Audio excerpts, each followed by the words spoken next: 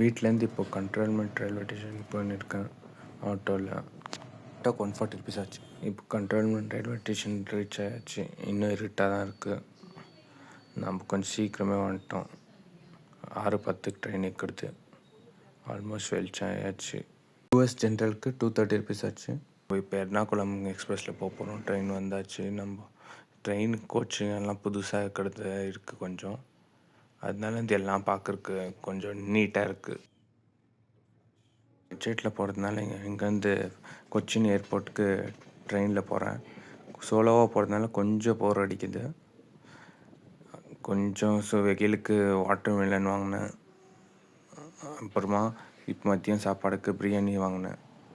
அதுக்கப்புறம் பிரியாணி சாப்பிட்டுட்டு அப்படியே மொபைலில் பாட்டு கேட்டுக்கின்னு வெளியே நேச்சர் பார்த்துக்கின்னு வேறு எதுவும் அவ்வளோ இன்ட்ரெஸ்டிங்காக பண்ண முடியல. சோலோவாக இருக்கிறதுனால யாருன்னா கூட இருந்தால் கொஞ்சம் டைம் நல்லா போகும். புது ட்ரெயின் இப்போ தான் சொன்னேன். பார்த்தா அவ்வளோ சீக்கிரம் இதெல்லாம் உடச்சி வச்சுட்டு இருக்கிறாங்க. அவ்வளோ குவாலிட்டியாக போட்டிருக்காங்களா தெரில. இப்போ நம்ம ஆல்வா ரயில்வே ஸ்டேஷனுக்கு ரீச் ஆகிட்டு அங்கேருந்து 500 மீட்டர்ஸில் பஸ் ஸ்டாப் போயிட்டோம். இப்போது பஸ் ஏறியாச்சு. பஸ்ஸில் 10 ருபீஸ் வாங்கினாங்க. ராஜீவ் காந்தி பஸ் டெர்மினலுக்கு போயிட்டு அங்கேருந்து நம்ம இப்போது 200 மீட்டர்ஸில் மெட்ரோ ஸ்டேஷனுக்கு ஆல்வா மெட்ரோ ஸ்டேஷனுக்கு போயாச்சு.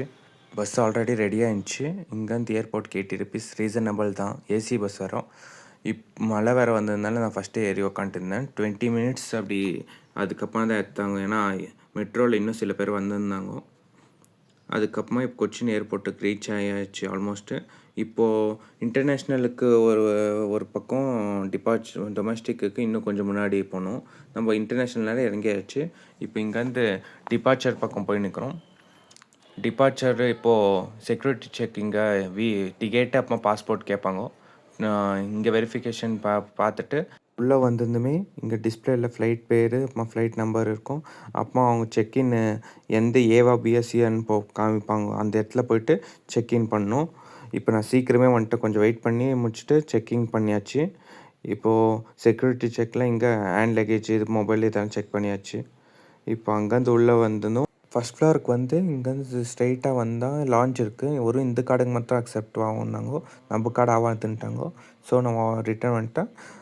இப்போ நான் ஏன் 2 ஃப்ளைட்லே போட்டு அதுக்கப்புறமா கொச்சின்லேருந்து வரேன்னா ஃப்ளைட்டு டிக்கெட் ரேட் ரொம்ப கம்மியாகுது.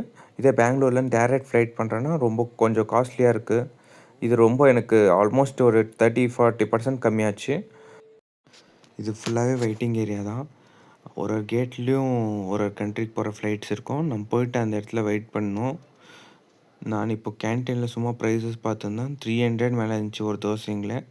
இப்போ நம்ம கீழே வந்து வெயிட்டிங் ஏரியாவில் எங்கே சார்ஜ் போடுற மாதிரி இருக்கோ அந்த இடத்துல வந்து நான் உட்காந்துக்கிறேன். சார்ஜிங் ஆகிடுச்சு. இப்போ நம்ம கேட் கிட்டே போகலாம்.